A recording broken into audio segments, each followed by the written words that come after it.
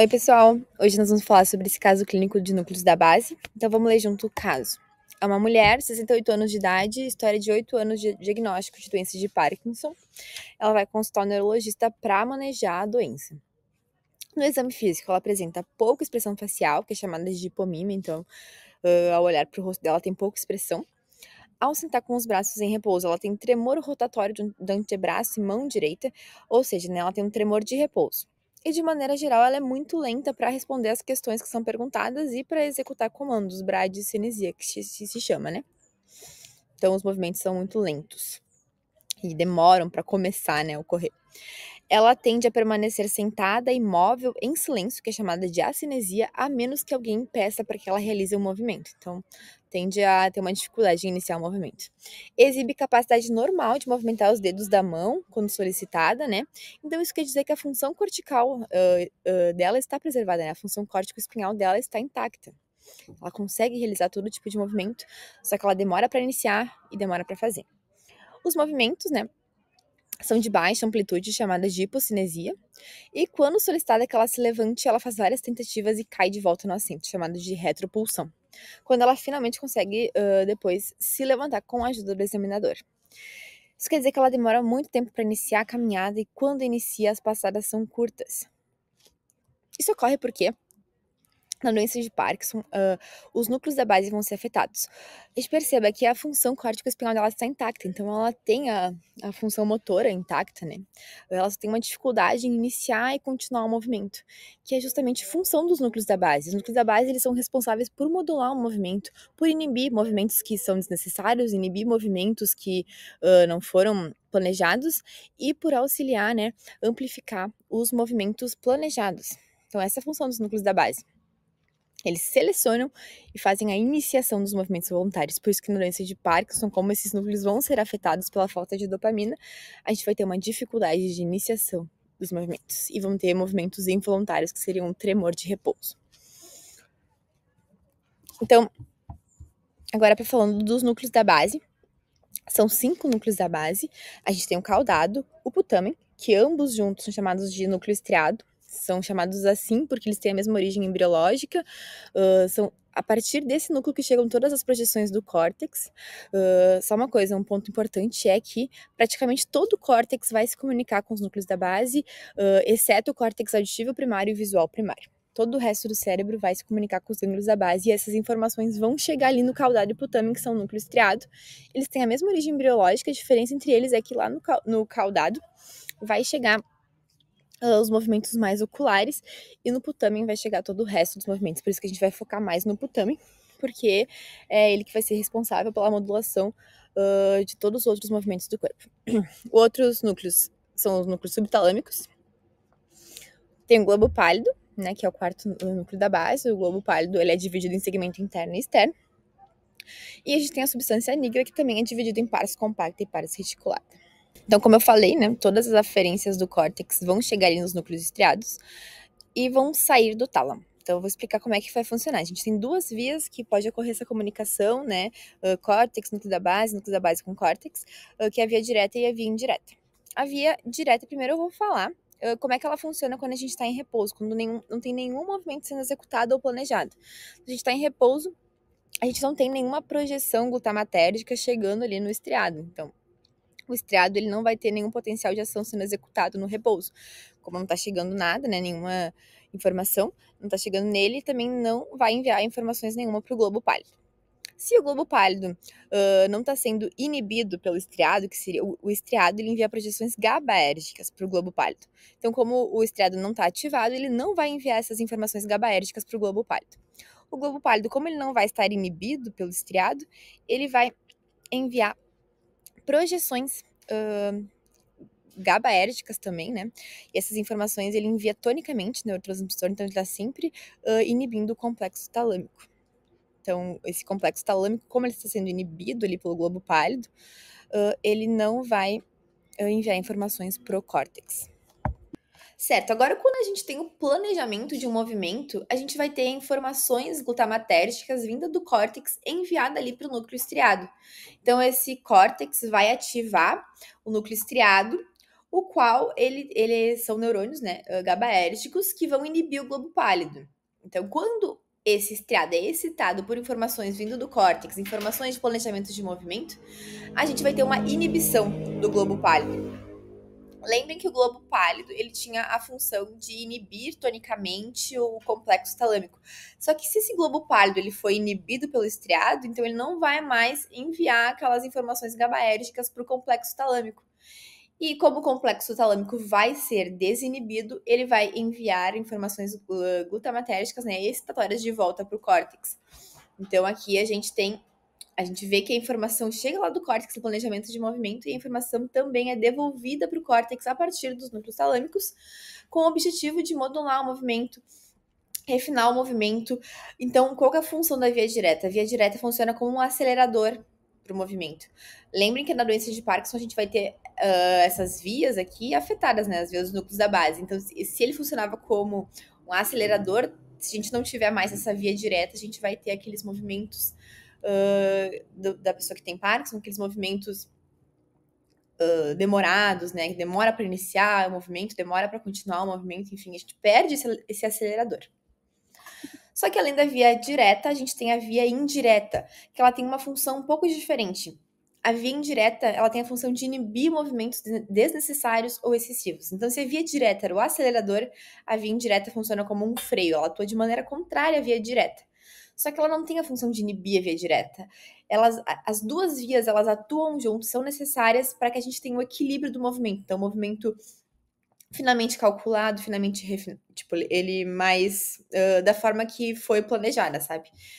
Sem ter um movimento excessivo e nem um movimento que é tardio demais, né? Demorado demais. Então, as duas vias atuam juntos para modular esse movimento.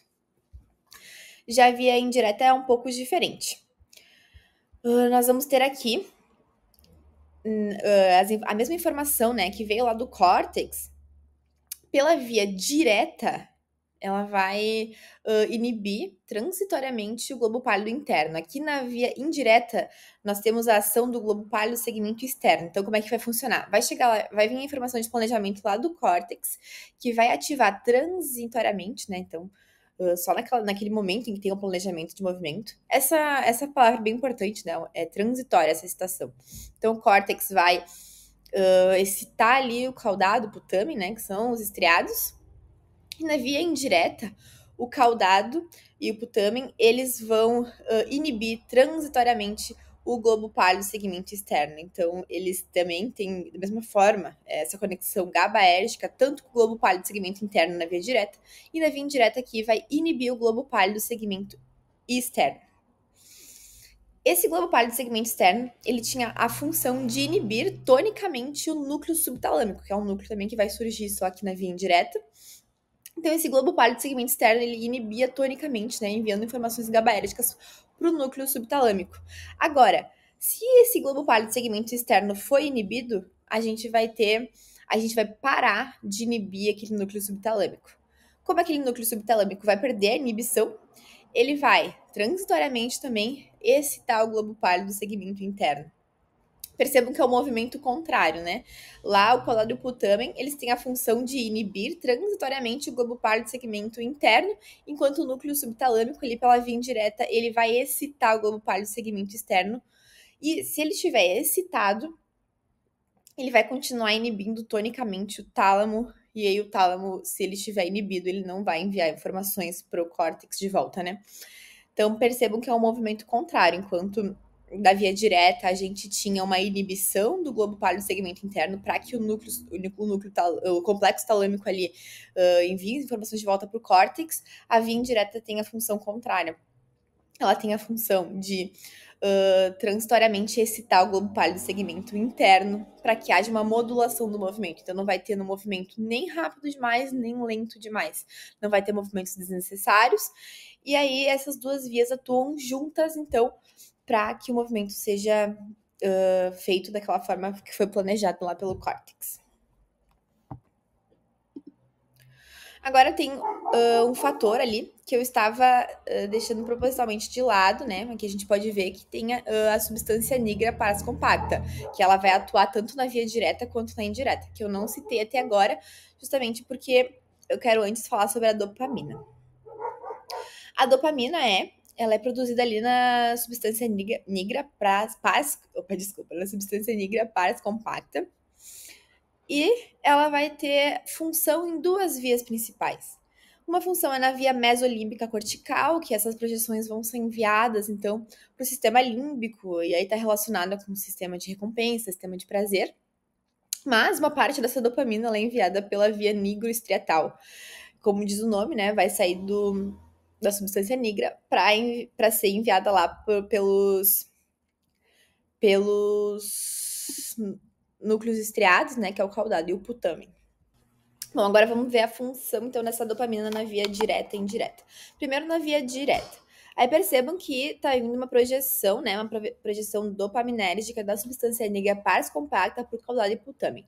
Aí na via direta, essa dopamina vai atuar nos receptores D1, que são receptores excitatórios. Isso quer dizer que essa dopamina vai diminuir o limiar de ativação ali do caudado e putamen. Então, se a gente tiver um limiar de ativação diminuído, então vai ser muito mais fácil excitar esses núcleos estriados. Então, quando vai chegar lá uma projeção vinda do córtex, né? Uma projeção de um planejamento de movimento, vai ser muito mais fácil excitar o estriado. E aí a gente vai ter uma amplificação da via direta. Então, essa via direta vai ficar aumentada por causa da dopamina. Percebam que se a gente tiver problemas com a dopamina, né, que é o que acontece na doença de Parkinson, que eu vou explicar um pouquinho mais da fisiopatologia depois, mas só para resumir, no Parkinson a gente tem uma destruição desses neurônios dopaminérgicos da substância negra. Então a gente vai ter uma quantidade baixa, muito reduzida de dopamina, e o caudado e o putamen, então, vão ficar com o limiar de ativação aumentados, vai ser mais difícil de ativar a via direta, vai ser mais difícil de realizar os movimentos. Por isso que a gente tem aquela letargia na realização, na iniciação dos movimentos, porque a gente tem essa via direta completamente dificultada, porque a gente não tem aquela dopamina modulando o movimento, né? Já na via indireta, as coisas são um pouco diferentes. Aquela informação vinda da substância negra pars compacta, né? Aquela informação dopaminérgica, agora essa dopamina vai atuar em receptores D2 da via indireta. Esses receptores D2 são diferentes dos D1, eles são inibitórios. Então, quando a dopamina se liga nesses receptores, ela vai inibir o caudado e o putamen. O caudado e o putamen, na via indireta, eles tinham a função de inibir o globo pálido do segmento externo, né? Agora, como eles vão estar inibidos, eles vão deixar de inibir o globo pálido do segmento externo. Então, o globo pálido do segmento externo vai ficar mais ativo e ele inibe tonicamente o núcleo subtalâmico. Então, se ele estiver ativo, ele vai inibir mais o núcleo subtalâmico. Então, o núcleo subtalâmico, ele teria a função de ativar, né, de excitar o globo pálido do segmento interno. Só que se ele está inibido, ele não vai conseguir excitar o globo pálido do segmento interno. Então, o globo pálido do segmento interno vai ficar menos ativo ainda e ele vai deixar de inibir o tálamo, né, o complexo talâmico. Esse complexo talâmico, né, desinibido, vai ativar mais o córtex. Então, percebam que a dopamina na via direta tinha a função, né, de aumentar a conexão do tálamo com o córtex, né, de ativar mais o complexo talâmico. E na via indireta também. Eles atuam de forma diferente, né? Receptores D1 vão excitar, né, o caudado putamen, enquanto os receptores D2 vão inibir. Só que no final vão ser vias convergentes, né? Em ambas, a função da dopamina é de facilitar o movimento. Então, de novo, percebam que se a gente não tiver essa dopamina que ocorre na doença de Parkinson, a gente vai ter uma diminuição ainda maior da resposta de movimento. Então, a falta de dopamina reduz a ativação dos receptores D2 na via indireta, resultando em uma maior atividade da via indireta. Então, a via indireta vai modular e vai desinibir ainda mais a via direta. Então, a gente vai ter no Parkinson uma redução dos movimentos também. Certo, então na doença de Parkinson, então o que a gente vai ter? A gente vai ter uma degeneração da substância nigra, que é responsável pela produção de dopamina. Ela ocorre porque a gente tem um acúmulo anormal da proteína alfa-sinucleína, elas vão se acumular, vão se depositar nos terminais axonais daqueles neurônios dopaminérgicos, prejudicando o ancoramento das vesículas sinápticas na membrana e impedindo a liberação de dopamina. Com o tempo, como a gente tem um acúmulo anormal dessa proteína, né, mal dobrada, esses neurônios eles vão degenerar progressivamente. Então, a gente vai ter a perda desses neurônios dopaminérgicos, que só são produzidos ali, né, na substância negra. Então, com o tempo, a gente vai ter um déficit crônico de dopamina, que é crescente, né? E os sintomas de Parkinson normalmente começam quando 75% dos neurônios da substância negra já morreram. Então, é bem difícil de encontrar um tratamento. Atualmente, o tratamento é com levodopa, né? Que é com L-dopa, né? Que ele tem a função de aumentar a disponibilidade de um precursor para sintetizar mais dopamina. Então, esse medicamento parte do princípio de aumentar a função daqueles neurônios que ainda não morreram, né? Só que, como aumenta progressivamente, né, aumenta aquela função daqueles neurônios que estão ali sobrevivendo, que eles já estão com a função aumentada, porque tem poucos, né? Então, como tem poucos, eles tentam produzir ainda mais dopamina o máximo possível. Essa L-dopa dá mais precursor para a produção de dopamina nesses que ainda restaram, e com o tempo, o próprio medicamento, então, acelera a degeneração desses neurônios dopaminérgicos, né? Então, o L-dopa deve ser administrado o mais tardiamente possível, porque ele aumenta a degeneração dos neurônios.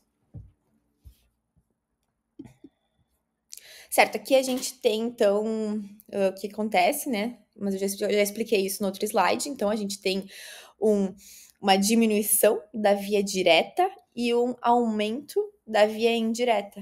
Então, se a gente tem um aumento da via indireta, a gente vai ter mais inibição daqueles movimentos, né? Então, por isso que a gente vai ter aquela dificuldade em iniciar o movimento, em modular o movimento, em continuar o movimento, justamente porque a gente tem aquela degeneração dos neurônios, né, dopaminérgicos, né? Então, como a gente não vai ter dopamina, aquela dopamina vai deixar de ativar os quadriputamen lá na via direta e vai deixar de inibir o quadriputamen na via indireta, então vai aumentar a atividade da via indireta. Então, aqui a gente tem uma imagem do que acontece na doença de Parkinson. Então, percebam que no mesencéfalo do lado esquerdo, o mesencéfalo ali da imagem à esquerda, né, a gente tem uma substância negra super preservada, né? Percebam que no lado direito da imagem a gente tem uma degeneração dessa substância negra, que é justamente o que acontece na doença de Parkinson, né? Uma degeneração desses neurônios da substância negra. Do outro lado, nós temos a doença de Huntington, que a gente não vai falar muito nessa aula, mas seria uma degeneração dos neurônios do cérebro, né? É uma síndrome neurodegenerativa genética, né, hereditária, que é o contrário da doença de Parkinson, que vai diminuir os movimentos. Na doença de Huntington, a gente vai ter coreia, né, que é aumento de movimentos involuntários indesejados. E quais são as repercussões, então, da doença de Parkinson? A gente tem bradicinesia, que são movimentos lentos, né? Porque a gente não vai ter aquele acelerador, que é a via direta, que acontece ali nos núcleos, né? Então, a gente vai ter movimentos lentos. Acinesia, que é dificuldade em iniciar movimento voluntário, né? Imobilidade, sem paralisia, né? Porque lembra que a gente não tem nenhum problema naquela via piramidal, né? Na via da realização do movimento, né? A gente tem rigidez, que é aumento do tônus muscular, porque a dopamina também atua diminuindo a rigidez, né, do muscular. A gente vai ter tremor durante o repouso. Então, o paciente em repouso, ele vai ter uma dificuldade em permanecer sem algum movimento involuntário. E degeneração das projeções dopaminérgicas da substância negra ao estriado. Tratamento é o L-dopa, né, que eu já falei. Então, aqui uma frase para finalizar, que a prof comenta na aula, né, que os gânglios da base agiriam para facilitar um único movimento alvo e inibir de maneira geral, em espaço e tempo, mecanismos motores competindo que poderiam interferir com o movimento alvo. Então, no Parkinson, a gente tem justamente isso. A gente não consegue realizar aquele movimento de forma desejada, né? A gente tem uma lentidão para iniciar e para continuar o movimento. E a gente não consegue inibir movimentos que são indesejados, que são os tremores, né? Então, é isso. Qualquer dúvida, vocês podem me chamar. E obrigada pela atenção.